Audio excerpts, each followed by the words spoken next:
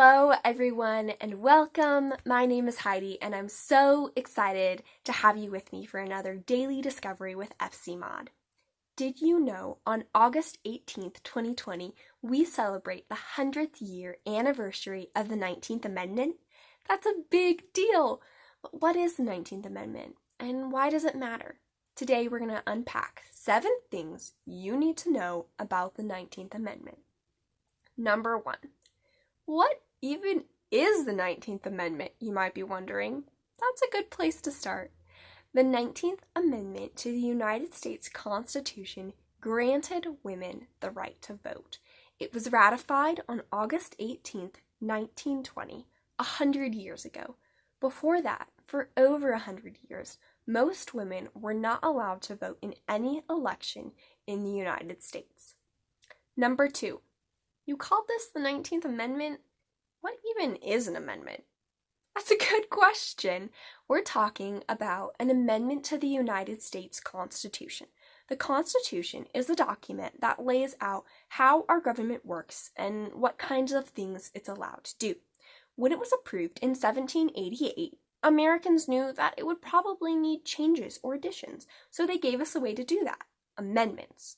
An amendment is an addition or change to the original Constitution. In order for an amendment to be added, it has to be introduced and passed by Congress. Congress then sends it to the states for a vote. 3/4 of the states must approve an amendment for it to be ratified or added to the Constitution. And this doesn't happen very often. After almost 250 years, the Constitution has only been amended 27 times. But amendments can do all sorts of things, including women's suffrage. Number 3. What does suffrage mean? Suffrage means the right to vote in a political election. Since the 19th Amendment gave that right to women, that's why we call the battle for this right women's suffrage. And the people who fought for it are often referred to as suffragettes. Number 4. Was there actually a battle and a fight to get the 19th Amendment ratified? Yes and no. No, there wasn't a physical battle with cannons and swords or anything like that, but it did take a lot of effort and time and people to get the amendment ratified. So in that way, it was a fight. When the Constitution was written in 1788, it did not grant women the right to vote, but that didn't mean women didn't want to vote. In fact, many women wanted to vote before 1920. They introduced the first attempt at women's suffrage to Congress in 1869, but it took over 50 years and 900 propositions for Congress to pass what would become the 19th Amendment. And it took a lot of women and men speaking out and fighting with words and actions to get it passed. Women like Elizabeth Cady Stanton, Susan B. Anthony, Carrie Chapman Catt, and Alice Paul led the national movement, some for decades. Women in Colorado like Ellis Meredith and Elizabeth Piper Ensley fought too. You should look up the stories of these amazing women who fought hard and wrote and spoke and petitioned for real change. Some women who started the movement died before they had the right to vote, and some women who carried it to completion weren't even born when it began. And there were hardships. Women like Alice Paul were arrested and imprisoned and faced cruel treatment in jail simply because they wanted the right to vote. Number 5. You may be thinking, no women could vote before the 19th Amendment, but that's not true. Millions of women in the United States could vote before 1920.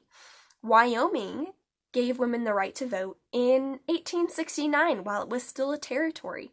And when it became a state in 1890, it was the first state where women could vote. Colorado became the second state to give women the right to vote in 1893. Women in Colorado had been voting for 27 years before the 19th Amendment. In fact, women in 15 states could vote before 1920. Most of them were in the West. They were Wyoming, Colorado, Utah, Idaho, Washington, California, Arizona, Kansas, Oregon, Montana, Nevada, New York, Michigan, Oklahoma, and South Dakota. The suffrage in these states helped lead the national suffrage of women. Number 6.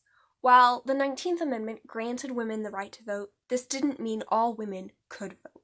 Jim Crow laws and discrimination kept many African American women from voting until the Voting Rights Act of 1965.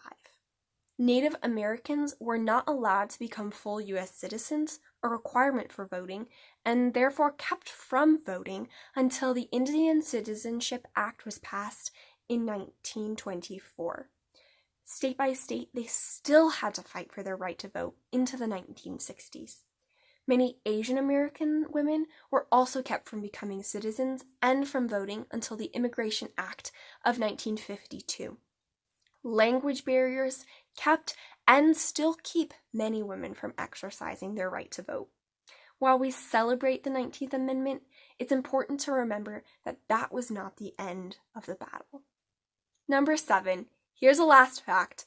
Not everyone supported women gaining the right to vote, and it was barely ratified in 1920. Congress struck down the amendment 6 times before they approved it and passed it along to the states. And even then, in the states, it came down to 1 vote.